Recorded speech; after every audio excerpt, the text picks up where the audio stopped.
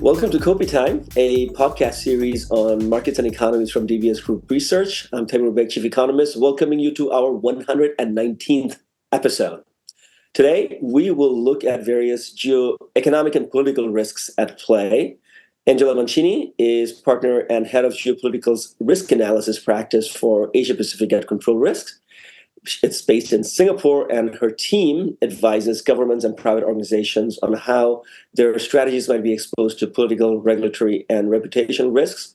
Angela Mancini, welcome back to Kopi Time. Great. It's great to be here. Thanks for having me back. Angela, you were with us in the very early days of Kopi Time, way back in March 2020. Now, 4 years have gone by, but I think it's kind of instructive to see what we talked about in that podcast. Let's see. We covered political turmoil in Indonesia and Malaysia. We talked about China-US relationship in light of the pandemic that was about to engulf us at that point. I think at that point it was mostly China and risks for the rest of the world. And boy, oh boy, how things panned out the following months. And then we also talked about, US election outlook. So I think we need to reprise all of those topics and some more today. Let's start with Indonesia, where we just had a landmark election. So what's your take on the election to get the conversation going?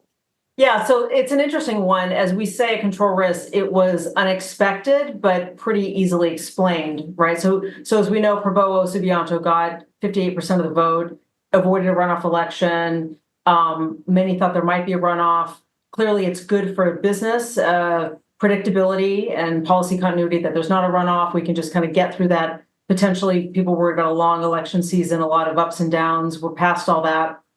I think the interesting thing here with that election is that you really did see Jokowi moving behind the scenes to help Prabowo and his son, who's obviously, Gibran, the vice presidential candidate, now winner, in that election. So if you look at the Jokowi legacy, he came in as a reformer, man of the people. He still has 80% or so, a little bit less popularity rating. He's arguably the most popular leader in the world, which is just, astonishing. And he really did deliver on a lot of his promises around infrastructure and helping develop, the lives of the Indonesian people in a better way, socioeconomic development, et cetera. And so, but he's now moved, right? And I think as you look at his participation in the election, kind of helping a little bit behind the scenes to put the finger on the scales a bit, he's moved from that man of the people reformer mode into more legacy building.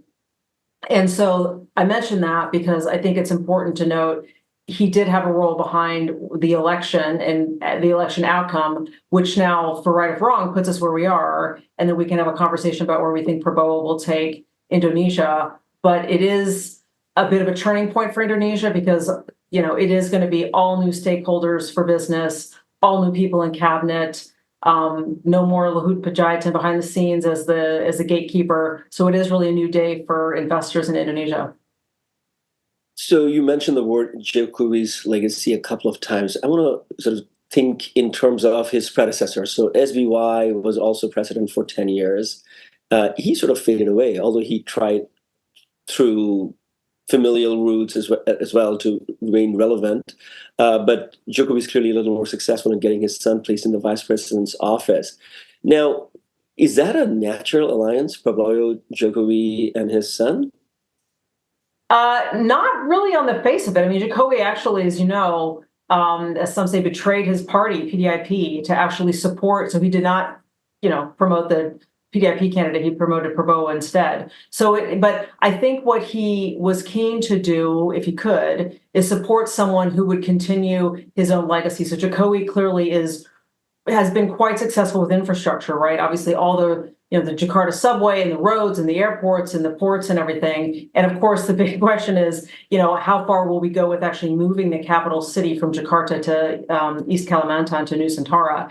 And Prabowo has said he would, keep pursuing that. So I think Jokowi's keen to keep that legacy going. And I would imagine look to Prabowo as someone who could, help put that forward. But all to say, I mean, Prabowo in his own right is popular. I mean, he is, as our analyst at Control Risk said, he is representing the Indonesian of today, even if some may not like that. I mean, we know he's had the human rights allegations. He's a very controversial figure, but indeed, he got a lot of votes. And what we're expecting to see is you've got especially a young Indonesian population that wants someone strong to have Indonesia rising. They want to go from the 16th largest economy to maybe top 10, maybe top 6. They want to be prominent on the world stage. And someone like Prabowo is, we're expecting to see be really active on the international stage, be really vocal and comfortably so in all these international fora and really kind of championing what Indonesia wants to do and navigating, of course, that tight balance between the US and China. And so it's not to say that Jokowi kind of entirely swung the election. I mean, Prabowo had a lot that the voters, I think, were really looking for as well. Yeah, Angela, it's funny, despite hosting the G20 and getting significant profile in the world stage, I never felt that Jokowi was very much, in his elements when it came to international diplomacy and representing Indonesia in large forum. No doubt, Prabowo, given his military background and decades of public speaking, is way more comfortable in that.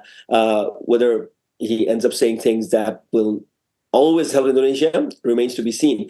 I do worry a little bit, Angela, that the way we've seen the Philippines, where you do see these sort of politics of convenience, where you step away from the presidency, but you get somebody from your side to be the vice president, and that hasn't quite worked out very well in Philippines. Let's hope and wish Indonesia the best of luck in that unlikely alliance. Things do work out pretty well. You mentioned Jokowi being, sort of centered around infrastructure projects, including this mega project of moving the capital. The general impression to me is that these things are changing things on the margin, but we need deeper reforms. And it is not like, Indonesia's decade by proxy. There are many other countries in the region who are competing for the same investment dollars, and Indonesia needs to be a far more attractive, predictable, transparent destination for business capital. What do you hear from your clients with respect to their attitude toward Indonesia? Yeah, I think you're really hitting the nail on the head, because with the Prabowo presidency, what we're expecting is, again, unlike Jokowi, who came in, wasn't a politician, didn't really know how the political system worked, had to rely on a lot of other people in the cabinet, had some early missteps in policy, lack of policy continuity. We will see the opposite with Prabowo. He knows what he's doing. He's tied into 4 out of the 5 main circles of importance within Indonesia: business, politics, military, et cetera, academia. So what we'll expect to see is policy continuity out of the gate. So from a business perspective, what our clients say is they're looking forward to a pro-business, business policy continuity candidate. The trick, though, is we expect that he's going to be, the team around him is going to be a little bit more oligarchic. So it's going to be a lot of people he knows, a lot of tycoons in power in the cabinet. He'll run the cabinet probably like a CEO would do. So what does that mean then for business? If your interests are aligned with that group, then that's great. If they're not, or if your local partner falls out, let's even say your local partner's in the PDIP, which has of course been in power, but if somehow they fall afoul of what Prabowo's very strong interests are, then might you get swept up in, might you get left behind, right? So it could be swept up in an anti-corruption campaign, or could just be left behind out of some of the good projects. So as we know, as the main thing our clients always worry about with Indonesia, in addition to infrastructure issues, is corruption. And so what we're expecting to see now with Prabowo in power is most everyone's going to have to be working with politically exposed people, most likely either through cabinet ministries and projects, local partners. The trick's going to be making sure, as let's say you're a foreign investor, you've really got that stakeholder map down, you've really done your due diligence. There are good people to work with. I'm not at all saying that everyone's corrupt and it's not possible to find good projects, but it's going to be really important to make sure that as a business, you're really understanding what that landscape is for your particular project. And there's areas of opportunity. Again, if you can hit that sweet spot where you're actually hitting into infrastructure and some of the green energy issues, that would be great. But if you run afoul of it, then that's going to be an issue. You also briefly mentioned the balancing act between China and the US, which will become a running refrain through the course of this podcast. Yes. How is Indonesia dealing with this great power rivalry? Well, it's interesting because unlike Malaysia or Vietnam, who are more squarely in the US camp, Indonesia is probably one of the countries in ASEAN that does the most in terms of actually trying to have a bit of a balance. I mean, obviously, there's strong ties with the U.S. from a military point of view, Yes. but the issue, obviously, with Indonesia, as we know, is it's still a resource-producing country. Mainly nickel is a big issue right now. And it's trying to move up the value chain with a lot of what it's doing, and also move into things like e-commerce and things that aren't just pulling things out of the ground. But where the U.S. and the West may have concerns getting into business and doing some projects with Indonesia as it relates to, let's say, ESG concerns or other regulatory concerns, China is very willing to step in. So from an economic point of view, you see China very willing and able, and in fact, very aggressively so, going in to develop business within Indonesia. And Indonesia's happy about that. I mean, they need the investment. If they can't get it from the West, or it's coming too slow from the West, they're very welcoming to Chinese investment. So it is a balancing act. I think with Prabowo in power, he will be certainly more vocal. He's also, as you know, prone to some gaffes. Yes. Even like the U.S. President Biden. I mean, the comment he made at the Shangri-La dialogue last year or so about the peace plan for Russia-Ukraine shows that he can indeed have some verbal gaffes. So hopefully we don't see something there that's too significant. But in some, I think he'll do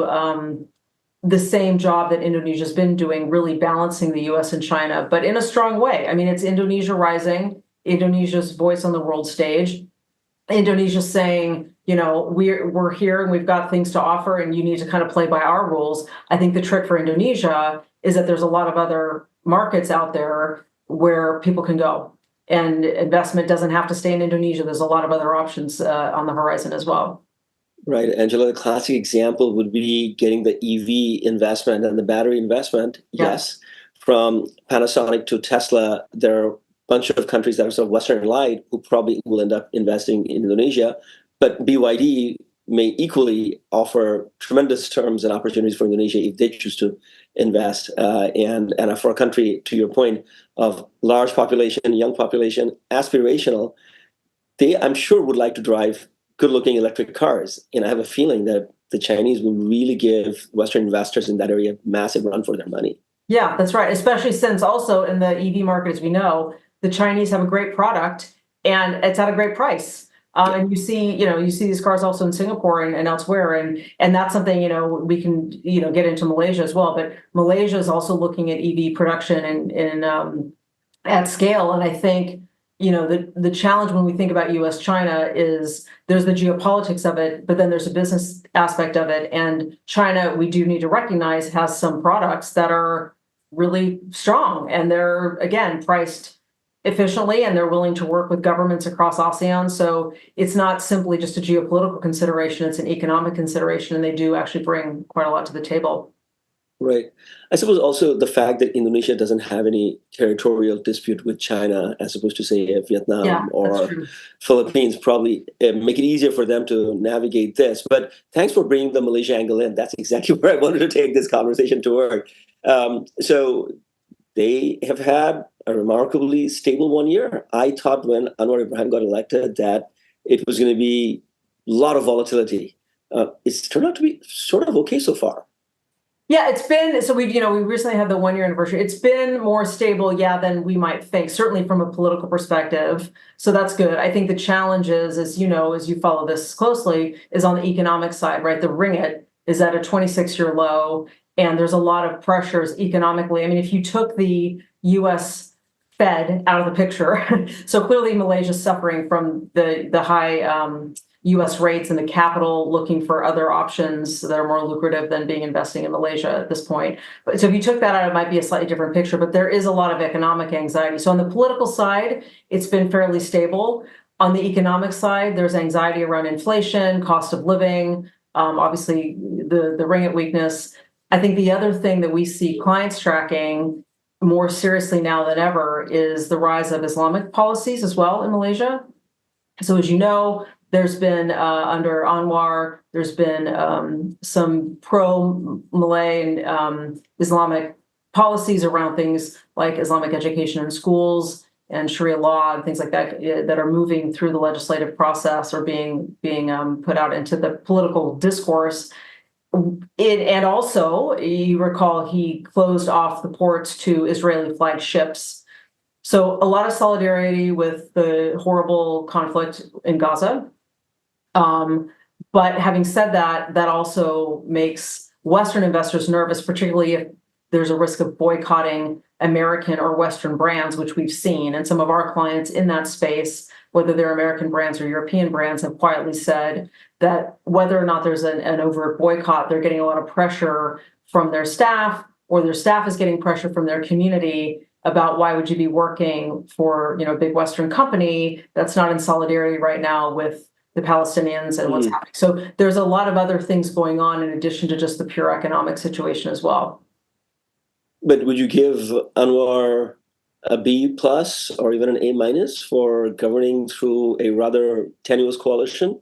Yeah, I would actually. I think that's right. I mean, I think you're right. I'm looking a little bit at the challenges, but if you take a step back, considering where Malaysia's been in the past several years with 1MDB and UMNO and everything else that they've gone through, I do think it is uniquely stable right now, which I think then has been opening the door, as you've seen, to things like conversations about, can we reopen the high-speed rail project potentially between Malaysia and Singapore, and certainly the Johor Bahru Singapore economic zone is something that looks like it's going to be moving forward. So I don't know that those would be moving forward quite as rapidly as they would if we still had all the political mess in Malaysia, because obviously, first and foremost, you need political stability before you can get these investments going. And Malaysia's always suffered from being in a neighborhood where, in principle, they're always so good on paper, right? It's such a good investment destination on paper. But when you do have other opportunities from Vietnam to Thailand to Indonesia, Philippines,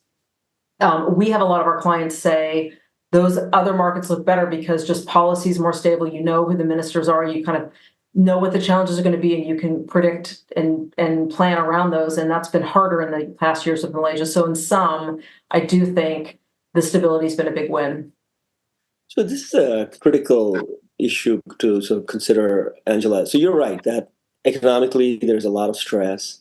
On foreign policy, certainly Anwar is playing somewhat of a high-risk game. I mean, there are other Muslim majority countries in the region, Indonesia, and then you go to South Asia, there's countries like Bangladesh, who are not making as big a deal, even if there is a lot of, dissonance at the grassroots level about what's happening in the Middle East. But Malaysia has chosen to sort of, make it a lightning rod, which complicates the picture, but at the same time, there seems to be a lot of interest. So I want to talk about the FDI related to tech in a minute. But before we talk about foreign investment, I want you to tell me a little bit about domestically on the digital economy side.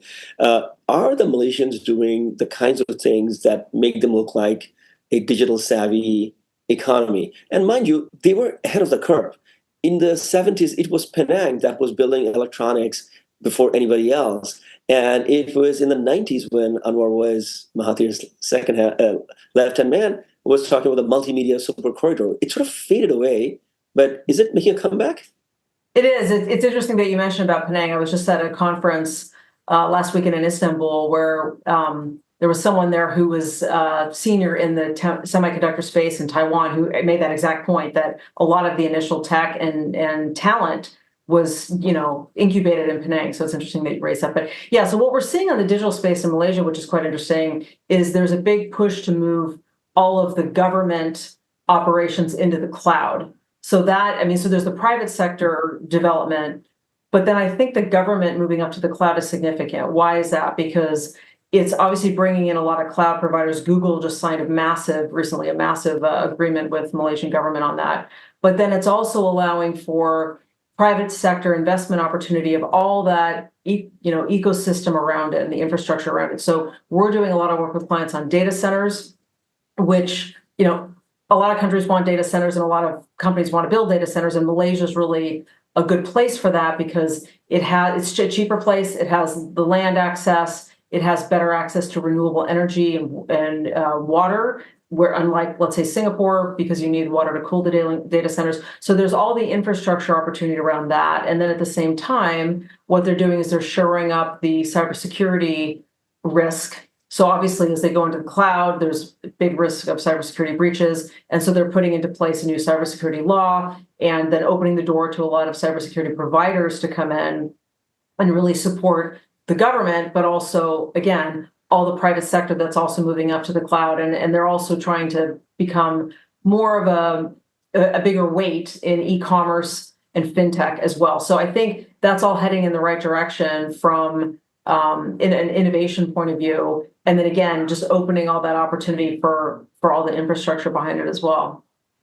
It is a fascinating bifurcation. On the broad macro side, there seems to be a lot of tension. On the governance side, there seems to be some tension. But underlying, infrastructure-wise, things that should make investors really, really interested in Malaysia, things seem to be going in the right direction. So let's talk about foreign investment. So you were at this conference in Penang.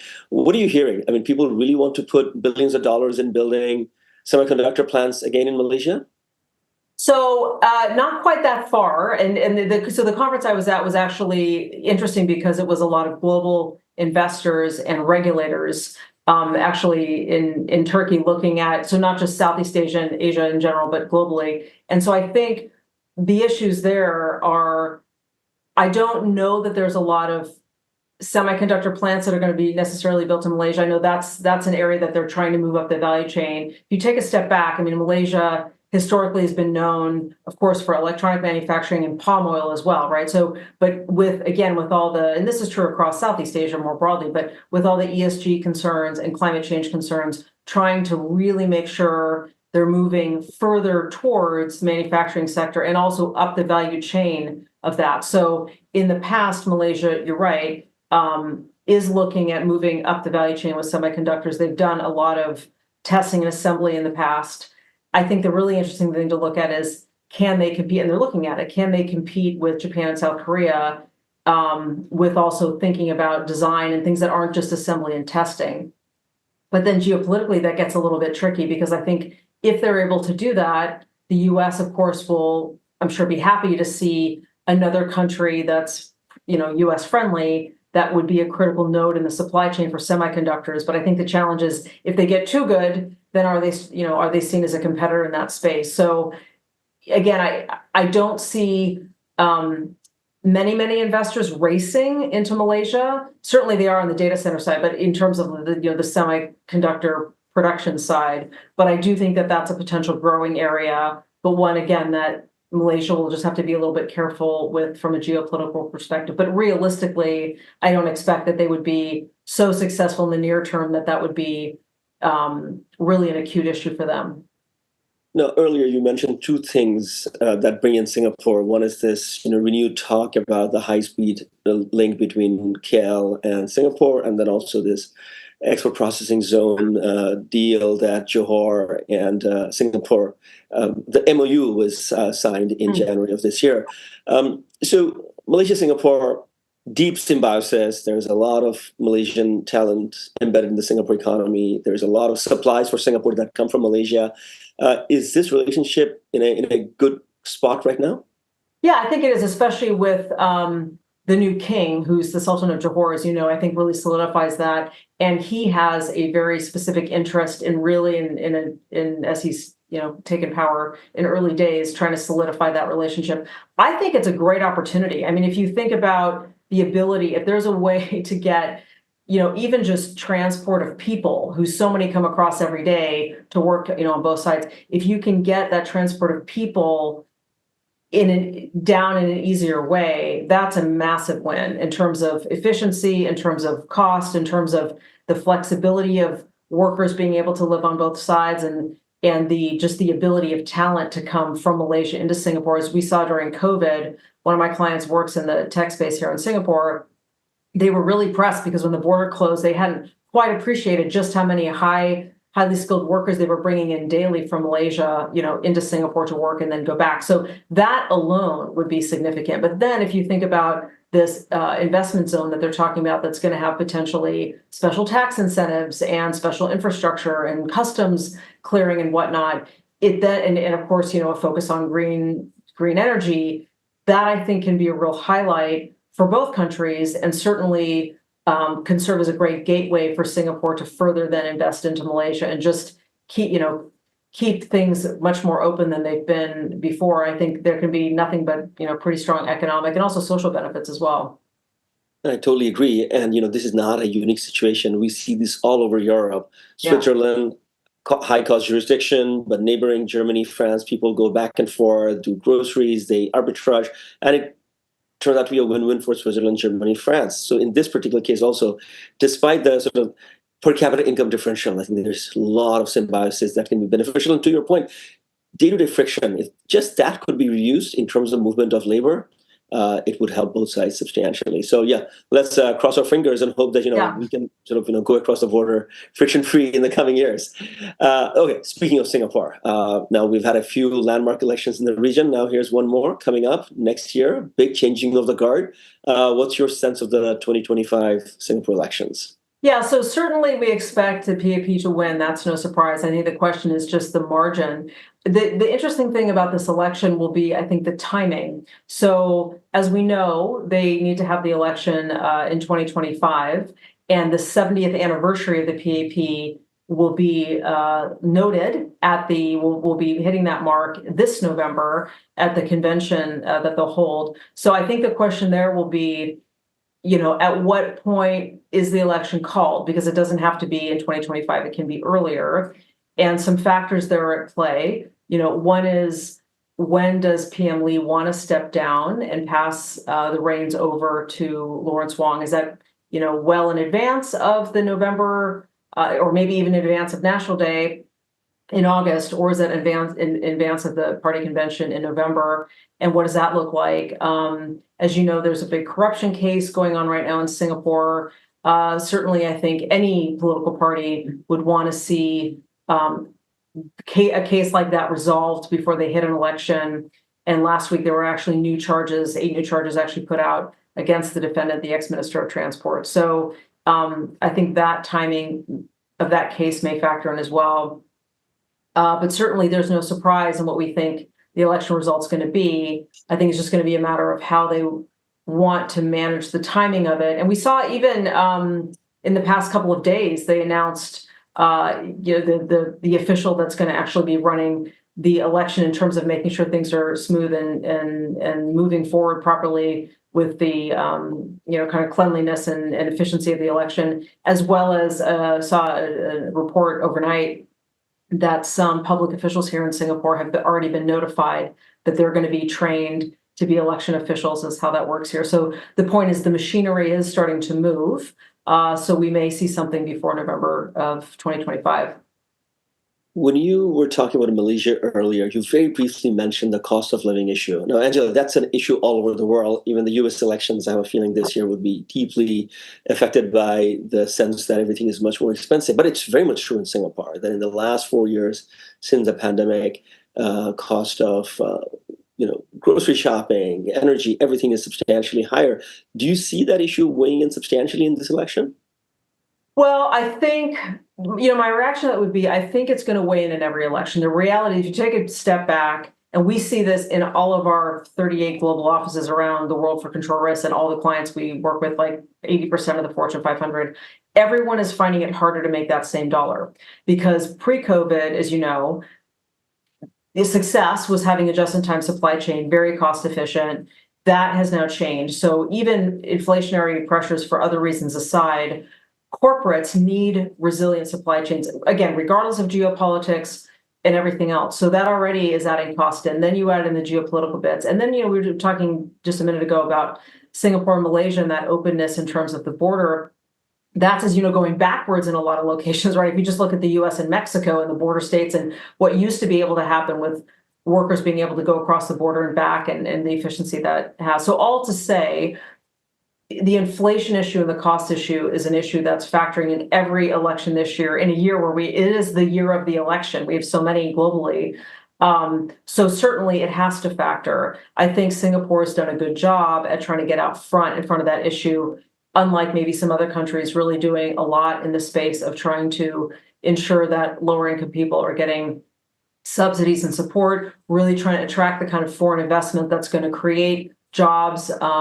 There's a lot of, as we know, people and money coming in from places like China and Hong Kong. So really thinking about how to smartly integrate that and make sure that that's additive to the overall economy here. So not easy, especially for a small country. I think they're doing a pretty good job with it. So so in some, I'd say it would factor in, but what I don't see is that I don't see that they would be seen as doing a poor job with it. Certainly not comparative to other countries. Right. I think there's a very important angle related to marketing that message that, to your point, there have been all these community vouchers and cash transfers given to the population to defray some of the higher cost of living, including the higher GST. My view is that between now and the elections, how that message is marketed, and you would need some, super smart campaign people to do that. I think would sort of, decide whether people take this in their strides or they feel that that message about high cost of living being somewhat intolerable needs to be transmitted in the voting booth. I guess time will tell. Yeah. Angela, but in general, this seems to be a good geoeconomic spot that Singapore is in right now. I mean, we talked about Malaysia balancing China-US. I think Singapore is doing a pretty good job of balancing that too.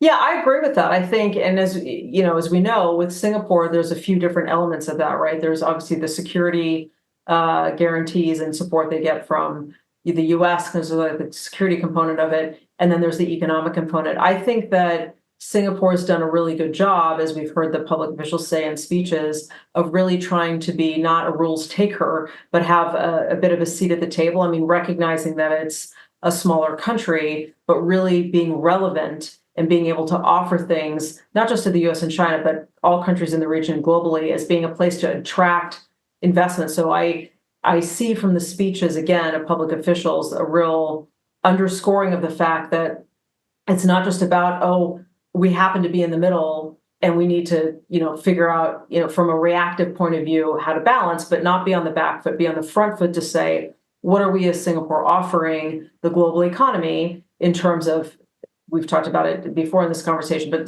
supply chains as a transit node, but then also digital economy and the like. So I think being a financial hub, which is I know the space that you work more in, they've done a really good job at really upgrading as much as they can their own capacity to, again, have a voice at the table and really be relevant as policies are set. I think they're doing a good job. Indeed.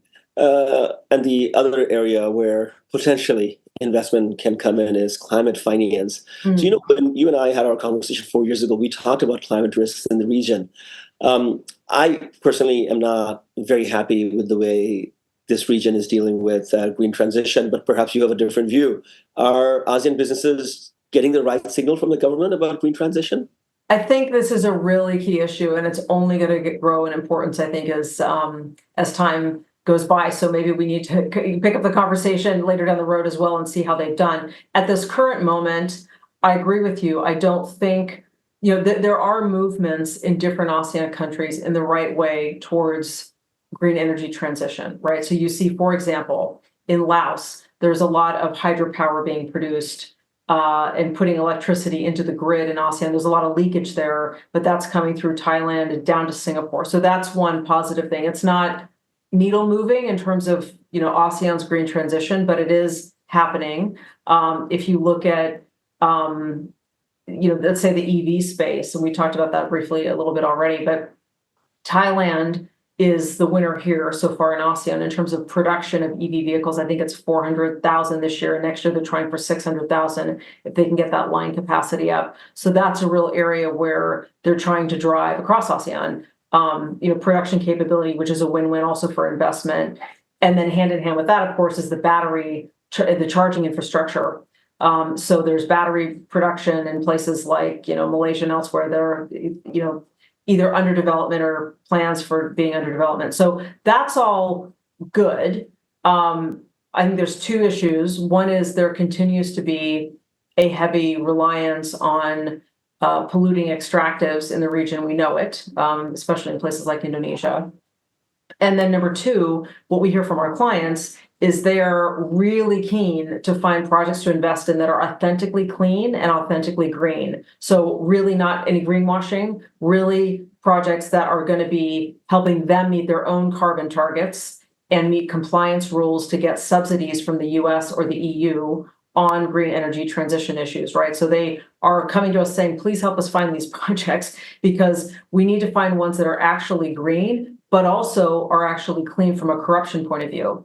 That is the other challenge, again, particularly in places like Indonesia, where we need, these clients need to find projects that are again, helping them meet their targets, but aren't involved with the wrong politically exposed people, that aren't having leakage from corruption, that aren't exposing them to issues with the Foreign Corrupt Practices Act, et cetera, et cetera. So that is actually where I think if the countries across ASEAN really wanted to move the needle on it, they could work more on that because there is a lot of investor interest, particularly from places like Japan and Korea. It's just not easy at all to find the projects that are actually investable to then also, again, be getting the subsidies that the EU and the US are giving out.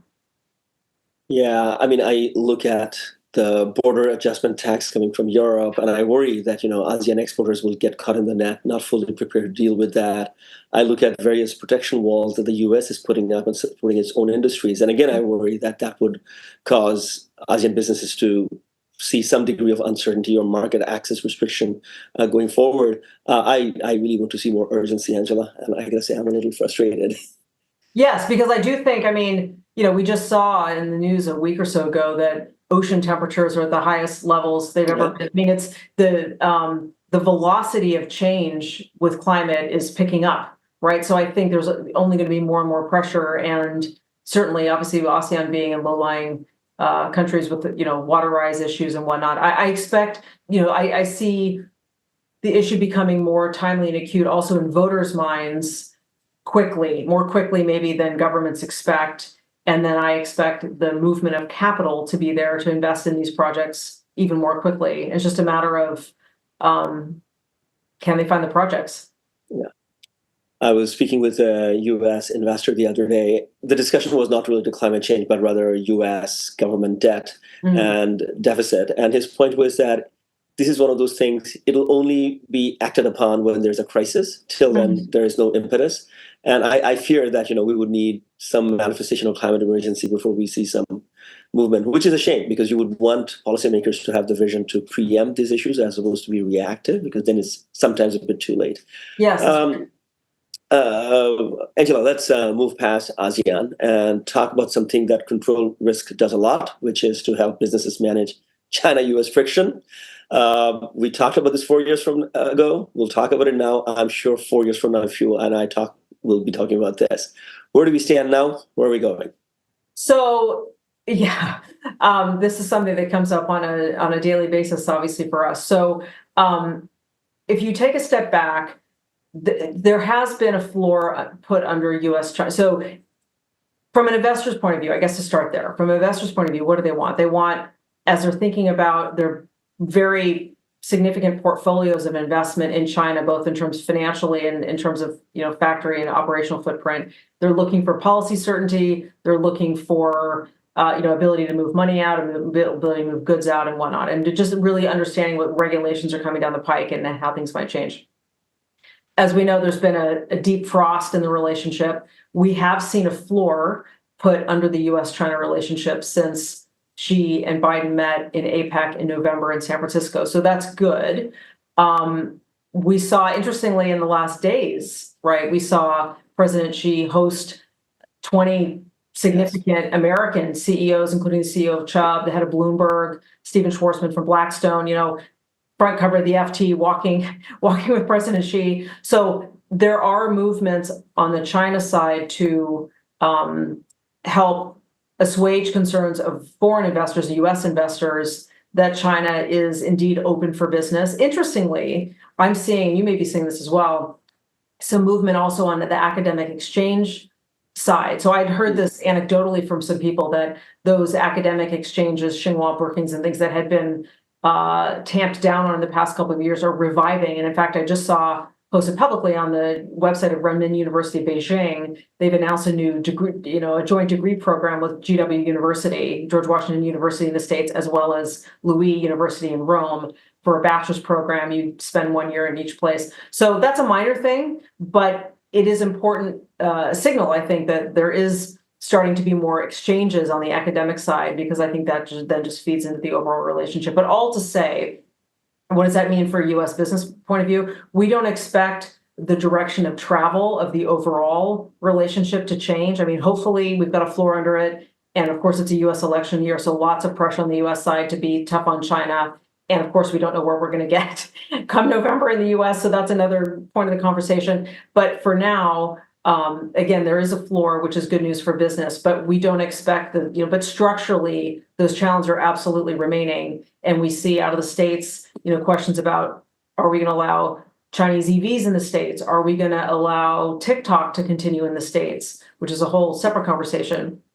But what businesses are worried about is, can I continue to operate? Will the US, based on what I do, still allow me to operate the way I want to operate in China? Number one. Number two, what are the regulations that might come out in China that might impact me, and how do I really stay compliant? It's hard to stay compliant with both, even on things like data protection. So a lot of companies are coming to us and saying, can you help us preemptively bifurcate our back office IT systems? Because, even if we're not planning to leave China, and we do see a lot less, headlines would make you think that a lot of Western companies are exiting China, in droves. It's not true. Of course, some are pulling out. There's been a de-risking out of China for years for cost reasons, even before the tensions. Right. But what we're seeing, so that's not a new story. But what we're seeing is a new look at, if we do need to de-risk further, or if given our business model at some point we need to exit, are we okay to do that? And have we also really dealt with the data issues that we're facing, and kind of just bifurcating that back office? So as we say, the China situation's broken the shared services model for IT and the kind of back office support. So that's another area we're looking at as well. But being an election year, I think it's going to be, some twists and turns along the way. Right. I want to go into the elections in a second. I just want to tie something that you had mentioned earlier to what you're talking about right now. You were saying earlier in the context of cost of doing business that, the supply chain fragmentation adds to the cost of doing business. 4 years ago in this podcast, you had mentioned that companies, MNCs, are not divesting from China, but the marginal dollar of investment they would like to deploy somewhere else, and that's the part of the de-risking strategy. I'm assuming that strategy has sustained through the last 4 years. Is it too early to make a conclusion that whether the strategy has been successful, or is it like a work in progress, or it's actually not been a good strategy? Yeah, I think that's a really, really important question. And a lot of CEOs that I talk to here in Asia are talking about exactly that. So I think it's still a work in progress is a short answer. It's interesting because in sitting in a lot of roundtables with these CEOs through the months, many of them, Western CEOs, expected to see a bump in the China business at the beginning of this calendar year, and it didn't come. The middle of last year didn't come. As COVID restrictions were lifted. Geopolitics hasn't really improved, and so some decisions are being made. But we've had a lot of clients come to us, and they're still coming to us saying, we are putting some growth money in China for certain things, but can you please tell us more about India, or tell us more about Poland, or tell us more about Mexico? So the growth money is going to other places. But on the whole, I would say it's definitely not clear exactly how much is going to still go into China or not. And if it's not, where to? It seems to be there's no consensus from what we can see in all the conversations we have about, we can safely say business is moving from here to there, or all the growth money is only going back into China in these sectors. It's still a work in progress. And I think companies, to be honest, are probably also at the same time investing heavily in their own digital transformation and just the advent of AI and what it means for their own operational efficiencies internally, even forget what it means for their kind of, consumer products and things.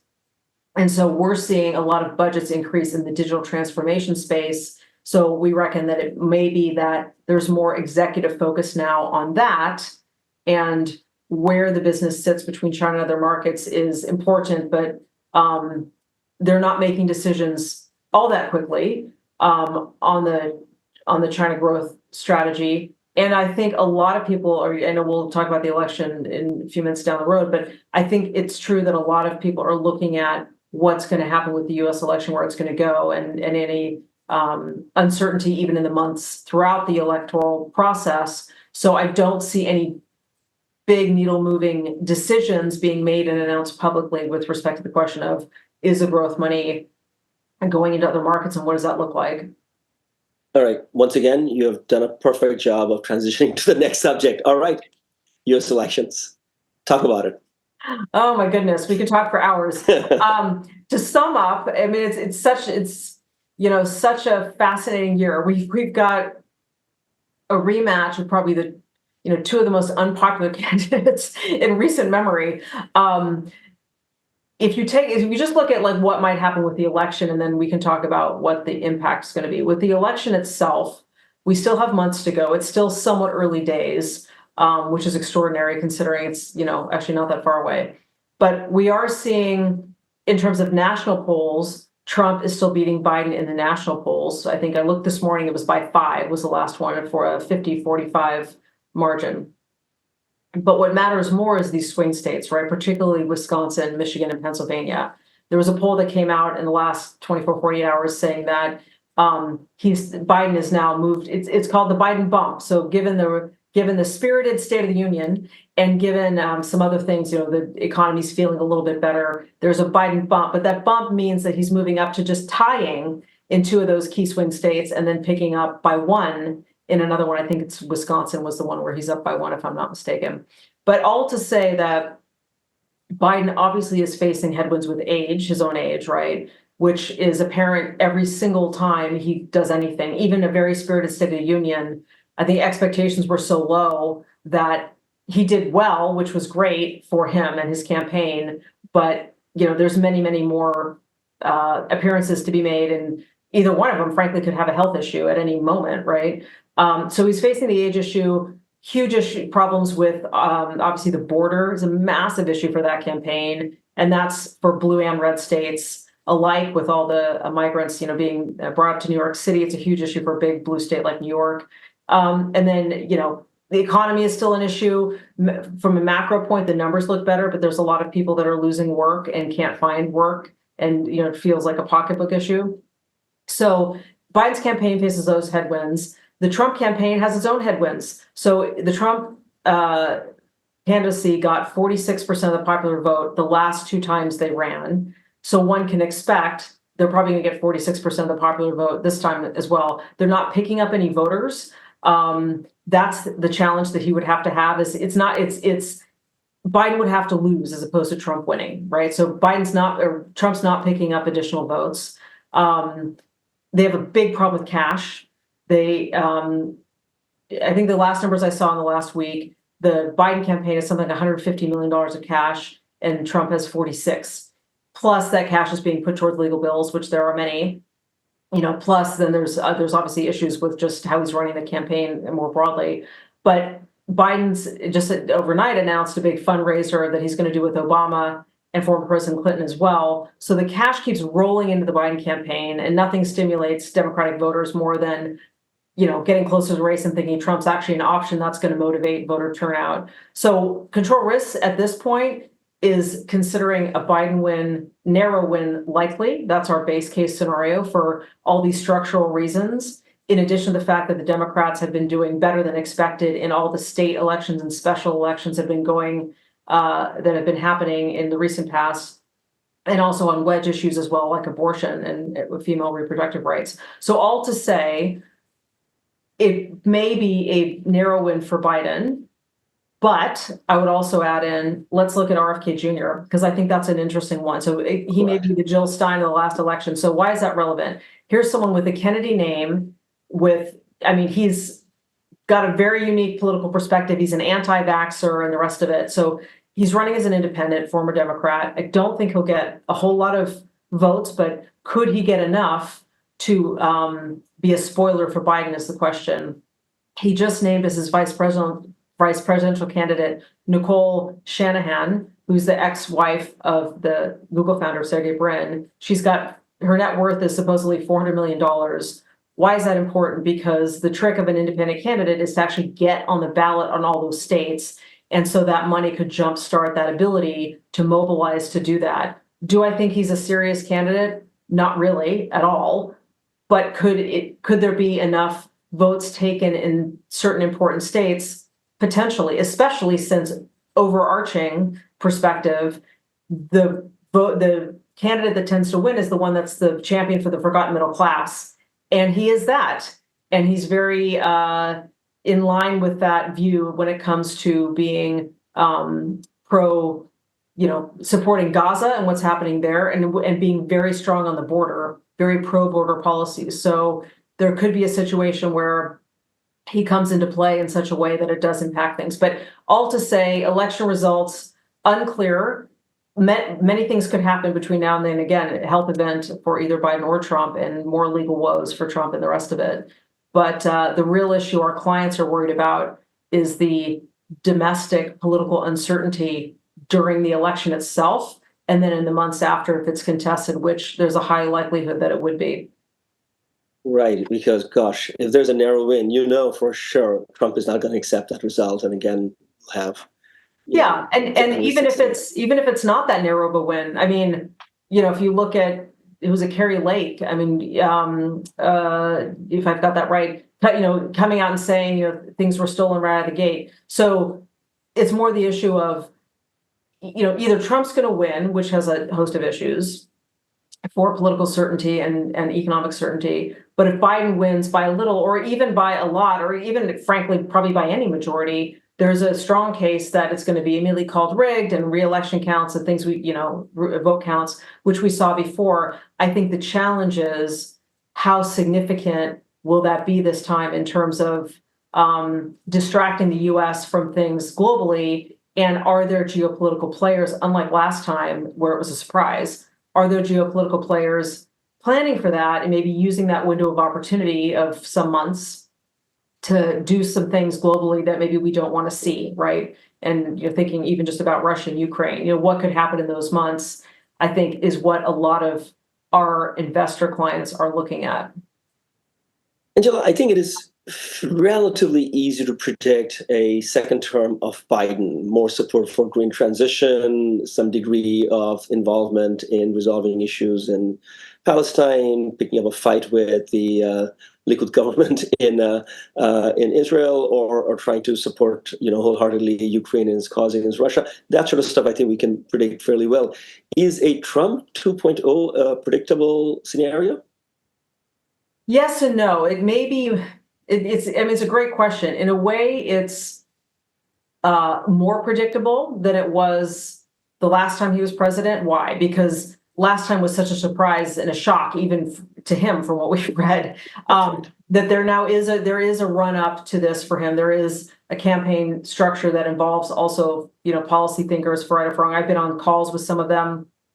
One can have a conversation if they agree or disagree with a Trump policy on, let's say, China, but it is a very well thought through and lucidly explained policy. So there is more of that kind of intellectual firepower behind thinking through and kind of gaming out policies in advance. Having said that, there's also none of the, or very few, I haven't really seen any, of the old guard, the moderate Republican Party, as they called it last time, the adults in the room, that would be around Trump. So in terms of dampening down some erratic impulses he may have in terms of policymaking, the people that we looked at before to kind of keep that in check, or just kind of slow walk things or not really actively action things, they're not there. This is going to be a different crop of people, and they're unknown to the broader kind of policy community in the States. So in that way, it is more unpredictable. And then, he's going to be however many years older at that point, and so people, he's going to be more erratic kind of as time passes, and his views may evolve, and current events may have changed his thinking in some ways. So it's a little hard to say. I do think if there's a Trump presidency,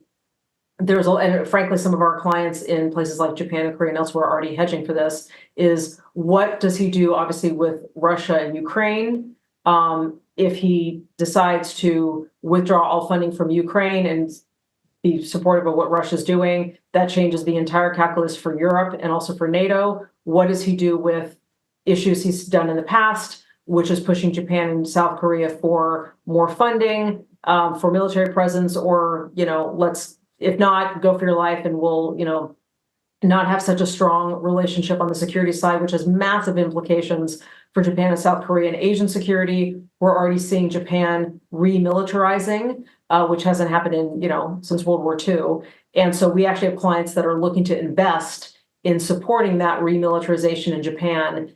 Why is Japan remilitarizing? In part because there's a more unclear security arrangement for the Indo-Pacific. So I think it's going to be hard to say which way he's going to go. How interested is he in actually governing? I mean, is he going to get into the weeds with some of these policies and come in with a grand plan, or is there going to be some people around him that do? And is that going to be erratic, or is he going to keep people around? I mean, all the people that are writing the policy papers for him now and doing the talks at the Council on Foreign Relations, are they even going to be around in week 2? Unclear. So I guess net, it would probably be potentially a bit more unpredictable in that regard. That's a fascinating way of looking at it, and now you've given me cause for worry.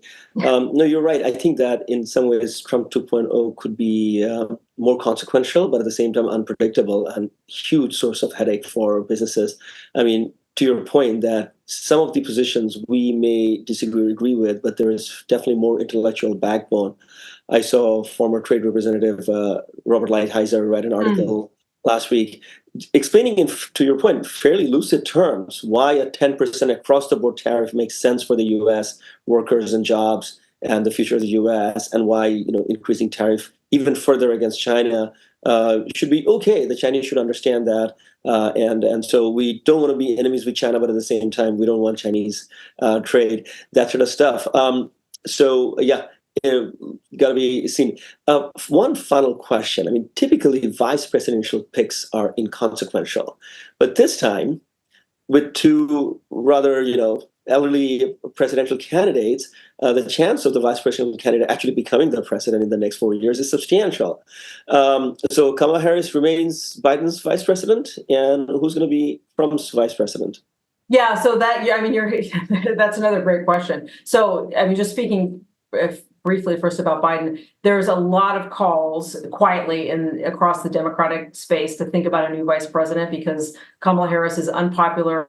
A lot of people look at her and say, we don't see her being able to step into the role of the president. Is that a drag on his ability to win the election? But there's no way that we see him dropping her in any way, shape, or form. I think the constituency that she brings is too important to him. It's, a time on a national stage. I mean, she's already at least been in power alongside him. If you look at, Ron DeSantis, we all thought, okay, he's going to be great on the national stage, and then he crumbled and didn't do so well. So the risk of bringing in a new person who wouldn't do at least as well is there. And then not to mention also Biden's a very loyal person. So he's given signals quietly that, that's not changing. So there's that. That's kind of baked. On the Trump side, we don't know. I mean, could he pick, some say he'll pick Nikki Haley. That would be bringing in independent voters and more moderate Republicans. She did very well in the race. She really raised her stature. She's a woman. But I think there's not really a chance for that given the animosity now between the two and the fact that she came out so hard against him over the course of the campaign. So it's unclear. There's a few other names being floated around. I think in some ways for him, it's a lot less relevant than it would be for Biden, because I think the voter looks at Biden and says, from a perception point of view, user experience, Biden seems to be more frail, for right or for wrong. And so that VP pick is really important, whereas Trump is such a presence in and of his own right. And regardless of who the vice president is, we saw with Pence, he's going to go his own way. He's going to either, it's really such a light role would be such a light role in a Trump presidency that, who can he pick someone that's going to bring over voters from blue states, potentially, but in terms of actually working in government, it's not like that person's going to be getting a significant portfolio or they're going to be driving something like we saw with Al Gore and Bill Clinton, where Al Gore was given,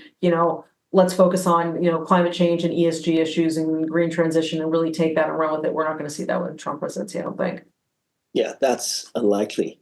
Well, this has been a tour de force. Angela, very grateful for going through all these critical nodes of global geopolitics with me over the last hour. Thank you so much for your time and insights. Great, thanks. Great to be here, and looking forward to picking up the conversation again down the road. By all means. Thanks to our listeners as well. Kopi Time was produced by Ken Delbridge at Splice Studios. Violet Lee and Daisy Sharma provided additional assistance. It is for information only and does not represent any trade recommendations. All 119 episodes of Kopi Time are available on YouTube and on all major podcast platforms, including Apple, Google, and Spotify. As for our research publications, webinars, and live streams, you can find them all by Googling DBS Research Library. Have a great day.